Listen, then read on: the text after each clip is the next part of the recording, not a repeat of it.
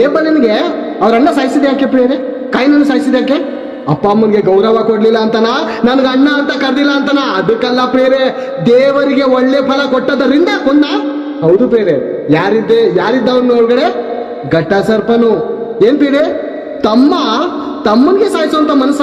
ಹೌದು ಪ್ರಿಯರೇ. ದೇವರಿಗೆ ಒಳ್ಳೆ ಫಲ ಕೊಡೋದಕ್ಕೆ ಯಾವಾಗ ನೀವು ಆಲೋಚನೆ ಮಾಡ್ತಿರೋ ಆಗ್ಲೇ ಒಂದು ಕಾರ್ಯ ಮಾಡ್ತಾರೆ. ಲೋಕಕ್ಕೋಸ್ಕರ ಬದುಕ್ಯಾ? ಏನು ಟಚ್ ಮಾಡಲ್ಲ, ಬದುಕು. ಲೋಕಕ್ಕೋಸ್ಕರ ಬದುಕು. ನೀನು ಯಾವತ್ತಿನ ಸತ್ರು ನನ್ನ ಹತ್ರನೇ ಬರೋದು. ನೀನು ನರಕಾಗ್ನಿಗೆ ನೀನು ಬರೋದು. ದೇವ್ರಿಗೋಸ್ಕರ ಬದುಕ್ತಾ ಬಿಡಲ್ಲ ಪ್ರಿಯರೇ, ಅವರು ಬಿಡಲ್ಲ. ಅಂದ್ರೆ ಆತನನ್ನು ಎದುರಿಸಿ ನಿಲ್ಲುವಂತ ಶಕ್ತಿ ನಮ್ಮಲ್ಲಿ ಇದೆಯಾ? ಆ ಕೆಡುಕನನ್ನು, ಆ ದುಷ್ಟನನ್ನು ಎದುರಿಸಿ ನಿಲ್ಲುವಂತ ಪವರ್ ನಮ್ಮಲ್ಲಿ ಇದೆಯಾ ಪ್ರಿಯರೇ? 70 ಮಂದಿ ಬಂದ್ಬಿಟ್ಟು ಏನಂತಾರೆ ಗೊತ್ತಾ? ಯೇಸು ಸ್ವಾಮಿ ಹತ್ರ ಕಡೆದಾಗಿ ನೋಡಿ ಮುಗಿಸ್ಕೊಳ್ಳೋಣ. 26ನೇ ವಚನವನ್ನು ನಾವು 11:26 ಕಡೆದಾಗಿ ನೋಡಿಕೊಂಡು ಮುಗಿಸ್ಕೊಳ್ಳೋಣ ಪ್ರಿಯರೇ.